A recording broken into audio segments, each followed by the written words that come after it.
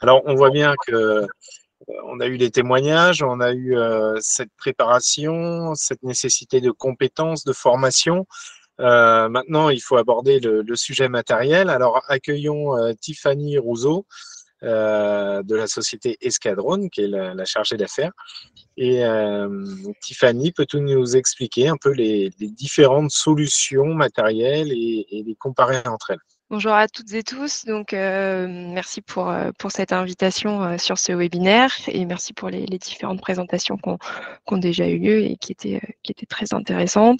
Donc, alors, je vais commencer par vous partager mon écran. Ce sera tac. Hop. Est-ce que c'est bon pour vous? C'est tout bon. Super. Donc, moi, je suis Tiffany Rousseau. Je suis en charge de la commercialisation des drones orientés mesure chez Escadrone.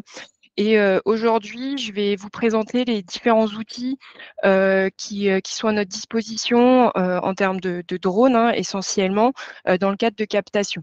Alors, c'était une présentation qui était assez difficile à faire pour moi, puisqu'il y a un temps imparti et il fallait être général, mais pas trop. Donc, du coup, c'est général, mais pas trop. Donc voilà, désolée d'avance. Et puis, s'il y a besoin de précision ou autre, on pourra en rediscuter, il y a aucun souci. Donc, dans un premier temps, je vais refaire une présentation, faire une présentation de la société Escadrone. On parlera aussi des différents vecteurs d'acquisition qui ne sont pas toujours des drones aériens.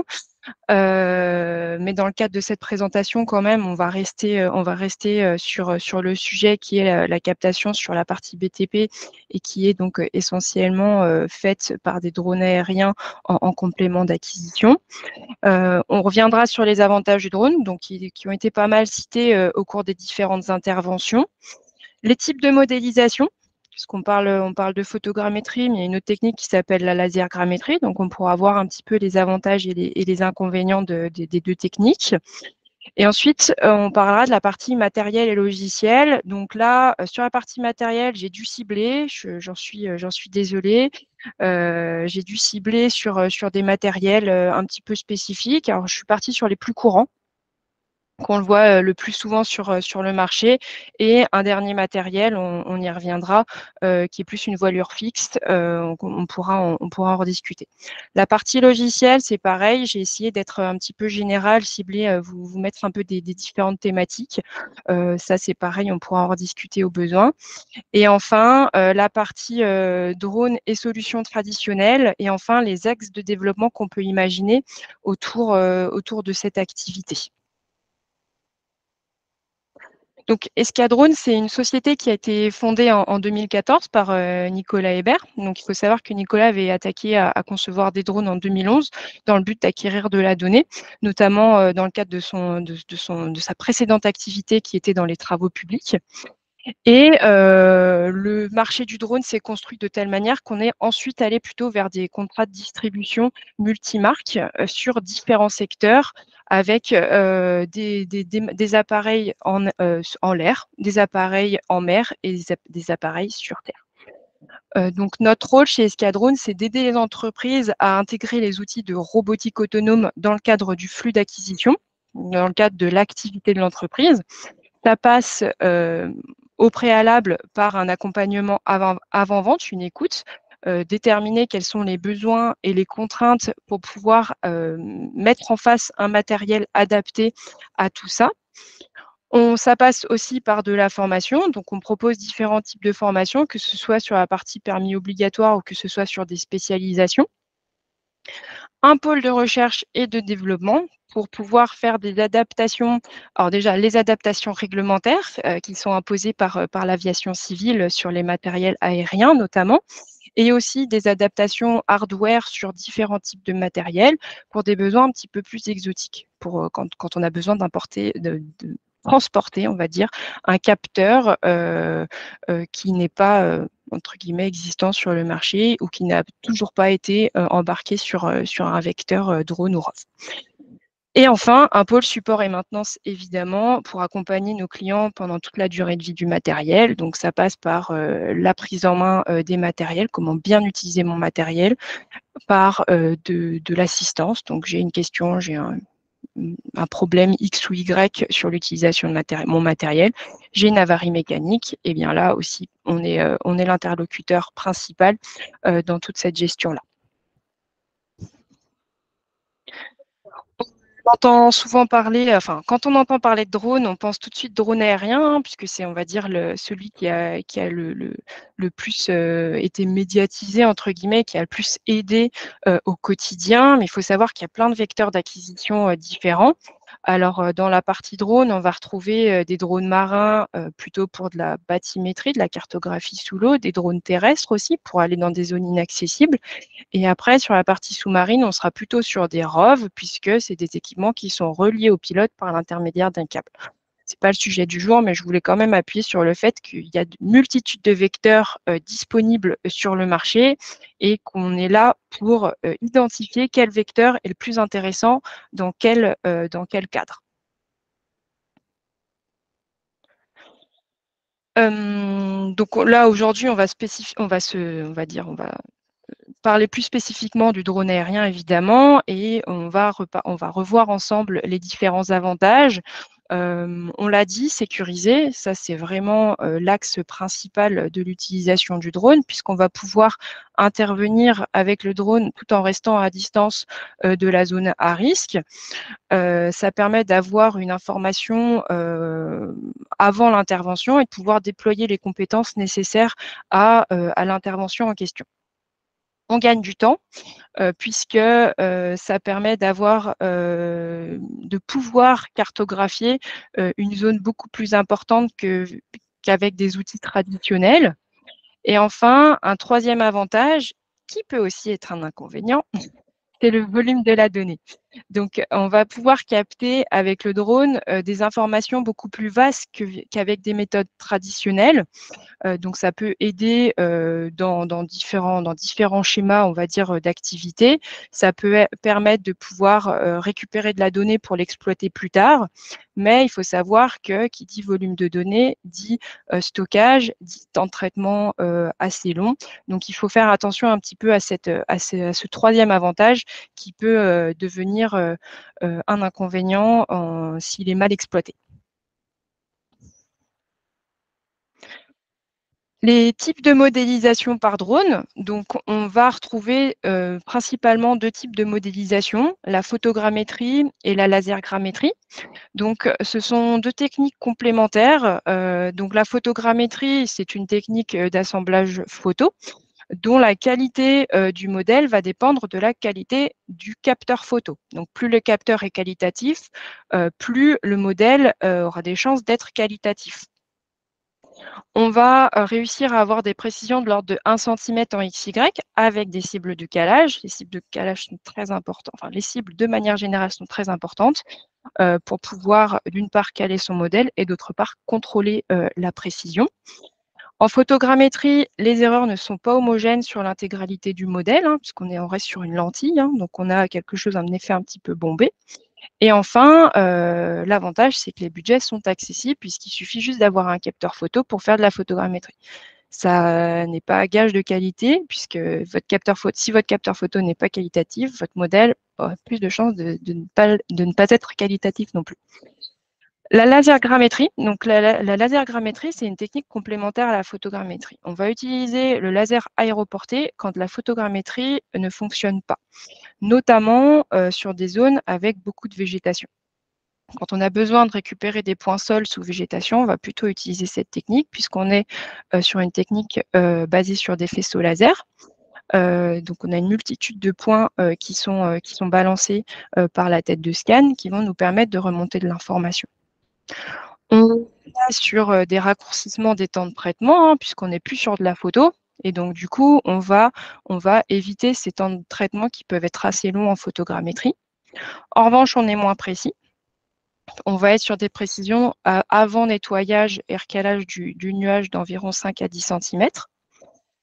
L'erreur, elle est homogène sur l'intégralité du modèle et le gros avantage, c'est de pouvoir capter aussi de nuit. Donc, quand on n'a pas le choix et qu'on est obligé, pour une raison X ou Y, sous réserve d'autorisation, de capter la nuit, c'est possible avec une solution LiDAR. Alors, au niveau des matériels, je me suis focus sur des matériels qui sont très communs, que vous avez déjà probablement entendu parler sur la partie multirotor. Sur la partie voilure fixe, je vais vous présenter un matériel qui est moins commun pour le coup, qui est une technologie qui va associer les avantages du multirotor et les avantages des voilures fixes. Il faut savoir que là, le matériel, clairement, il y en a une multitude qui existent, qui ont tous des avantages et des inconvénients. Vous n'êtes pas sans savoir que sur la partie drone aérien multirotor, il y a un leader mondial qui a une très très grosse part du marché alors, français et voire même mondial. Hein. Donc voilà, je vais axer sur des matériels que vous connaissez sur cette partie-là. Mais clairement, il n'existe pas que ça sur le marché. Le Mavic 3 Enterprise RTK, donc c'est l'entrée de gamme de cartographie du constructeur DJI. Donc on est sur un matériel très léger et très compact, très facile de mise en œuvre, sur des coûts d'investissement très maîtrisés.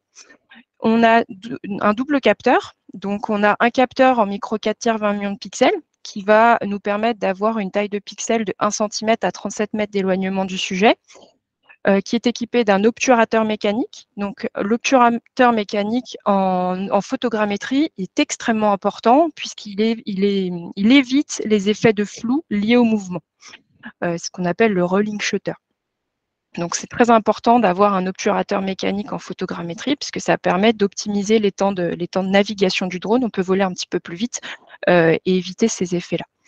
On a une cadence de prise de photo de 0,7 secondes, donc ce qui permet encore une fois de voler assez vite, et une autonomie d'environ 35 minutes. Alors, on parle de 40 minutes, mais on prend toujours une marge de manœuvre, hein, donc on va être aux alentours plutôt des 35 minutes. C'est une machine qui est équipée d'un module RTK, donc qui permet d'améliorer en temps réel le géoréférencement des photos et qui était compatible également en post-traitement PPK, donc qui permet d'améliorer le géoréférencement des photos, mais cette fois pas en temps réel, on va dire en post-traitement au bureau, en rentrant après la mission via différents procédés.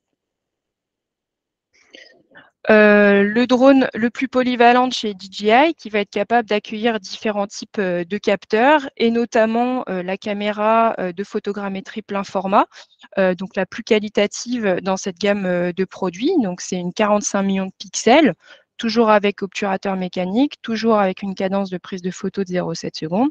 Mais en revanche, on va pouvoir lui monter différents types de focales. Les focales, ça vont permettre d'agrandir, entre guillemets, le champ ou de le rétrécir tout en gardant la qualité globale du capteur. On va pouvoir monter soit un 24 mm, soit un 35 mm, soit un 50 mm. 24 mm, je suis très grand champ. 50 mm, je suis très champ serré. Pareil pour cette machine, compatible RTK et PPK. L'AP1, elle va permettre d'avoir un GSD, donc une taille de pixels de 1 cm à 80 mètres de hauteur. Et c'est une caméra, on y reviendra après, mais qui est très utilisée sur la partie bâtiment, ouvrage d'art, génie civil, pour détecter des défauts assez fins. Sur la partie vecteur à proprement parler, on est sur un drone qui va être capable d'embarquer 2,7 kg. Donc, on peut embarquer des charges qui ne dépassent pas ce poids. On est sur un vecteur qui est aussi IP45, donc il va pouvoir évoluer dans des environnements plus ou moins complexes et qui résiste à des vents jusqu'à 15 mètres secondes. La partie LIDAR, donc faut savoir, donc là je vais présenter le LIDAR L1 qui fait partie, on va dire, des LIDAR entrée de gamme. Entrée de gamme, c'est pas péjoratif, hein, mais on va être sur des lidars à peu près 3 égaux. Il y en existe d'autres, hein. Il y en a chez Yellowscan, il y en a chez Green Valley. Voilà, c'est la particularité de ce lidar, c'est qu'il est totalement intégré au vecteur drone. Donc, ce que vous pouvez connaître en planification de mission automatique en photogrammétrie, avec le lidar L1, c'est extrêmement simple de la même manière. Donc, ils ont apporté cette simplicité d'usage de la technologie lidar à l'environnement professionnel drone. Donc, on reste sur une matrice 300 en termes de vecteurs, donc rien ne change au niveau de la partie RTK, PPK et rien ne change au niveau de la partie, on va dire, polyvalence et robustesse du vecteur. Au niveau de la tête LiDAR, on va être sur une tête de scan de chez Livox, la tête Avia, qui va permettre 3 échos et 240 000 points secondes au premier retour. On a 2 modes de scan à disposition, un répétitif et un non répétitif, et également un capteur 1 pouce 20 millions de pixels qui va permettre de coloriser le nuage de points en temps réel, d'une part, et d'autre part, si nécessaire, on va pouvoir faire de la captation photogrammétrie en même temps que la captation LiDAR ou complètement indépendamment de la partie LiDAR si besoin. Les voilures fixes, donc là, je vais vous présenter une voilure fixe qui est un petit peu particulière. Comme je disais, elle combine les avantages de la voilure fixe, on va dire standard, avec les avantages du multirotor. Donc, il faut savoir que dans le marché des voilures fixes, on va dire on entend souvent parler de l'air avec l'UX11, on entend aussi beaucoup parler de Sensefly avec l'IDI, qui sont des très bons matériels. Qui ont la particularité d'utiliser la portance. Donc, c'est ce qui est très avantageux sur ces équipements-là, c'est qu'on va pouvoir voler longtemps. Donc, un peu moins d'1 heure. Donc, souvent, c'est écrit 59 minutes. Donc, on va pouvoir cartographier des grandes zones. La partie un peu, on va dire, l'inconvénient de ces outils-là, c'est que par contre, pour pouvoir les envoyer en l'air, il faut les lancer et souvent, la réception, eh bien, il faut des distances assez longues puisqu'elles vont se diriger vers le sol et freiner au dernier moment pour pouvoir atterrir, on va dire, en douceur sur des surfaces assez longues. Ça peut être un petit peu l'avantage de ces outils-là.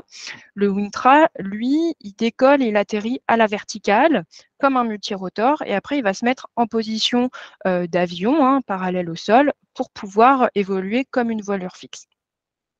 Donc, dans le cadre de ce produit-là, qui est conçu en Suisse, on a plusieurs types de capteurs disponibles et le plus performant, c'est le capteur Sony RX1R2 en 42 millions de pixels. Donc, c'est un plein format et qui est complètement intégré au drone.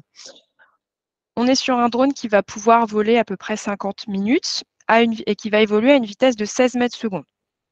Donc, c'est vraiment des drones qui vont permettre de couvrir des zones très importantes. Et dans le cadre de cet outil-là, on n'a pas de RTK. Par contre, on a une correction en post-traitement PPK. Donc, le constructeur Wingtra met à disposition les outils qui vont permettre de post-traiter les photos du drone. Là, je vous ai fait un petit récap, un petit tableau récapitulatif des différents matériels qu'on a vus avec les autonomies, les surfaces couvertes et puis aussi les types d'applicatifs sur lesquels on peut les retrouver. Donc, le Mavic 3 Enterprise RTK, on va plutôt le retrouver sur des usages type bâtiment, complément de bâtiment, quand on a besoin de faire de la toiture, du haut de façade, des carrières par exemple, de la topo un peu classique. C'est un outil qui sera très adapté. La caméra P1 qu'on peut retrouver sur des surfaces un petit peu plus grandes puisqu'on peut lui changer sa focale en fonction de ce qu'on souhaite faire. Mais surtout, elle a un vrai avantage, comme je l'indiquais, sur du bâtiment, sur de l'ouvrage d'art, du génie civil, puisque grâce à la finesse de sa résolution, on va être capable de détecter des éléments très très fins. La partie LiDAR, eh bien, elle aura son avantage là où la photogrammétrie ne fonctionne pas bien. Donc, les zones de végétation, les structures complexes. Alors, je prends un exemple, par exemple, de treillis métalliques. Quand on a besoin d'avoir des points un petit peu sur tous les axes, ça peut être un peu complexe en photogrammétrie. On peut éventuellement utiliser ce type de technologie-là si le besoin du client le permet. Et enfin, la partie modélisation de nuit, puisque le LiDAR s'y prête très, très bien. Le Wingtra, donc lui, c'est clairement pour, comme je le disais, pour des grandes surfaces, puisque, pour vous donner un exemple, on peut couvrir 126 hectares en un vol. Un GSD une taille de pixels, pardon, de 1,4 cm. Voilà pour la partie matérielle. Alors, sur la partie logicielle, ce n'était pas simple non plus, puisque vous n'êtes pas sans savoir qu'il en existe beaucoup. Donc, j'ai essayé de les classer un petit peu. Les logiciels de photogrammétrie, on va dire, qu'on croise en majorité, ça va être Agisoft Metashape, ça va être Pix4D, ça va être DJI Terra. C'est les logiciels de photogrammétrie pure. Quoique Metashape, c'est gérer un petit peu le nuage de points maintenant, mais ça va être des logiciels vraiment axés photogrammétrie, assemblage photo, dans le but d'avoir soit une orthophoto, un nuage de points, on devra ensuite aller retravailler dans d'autres outils.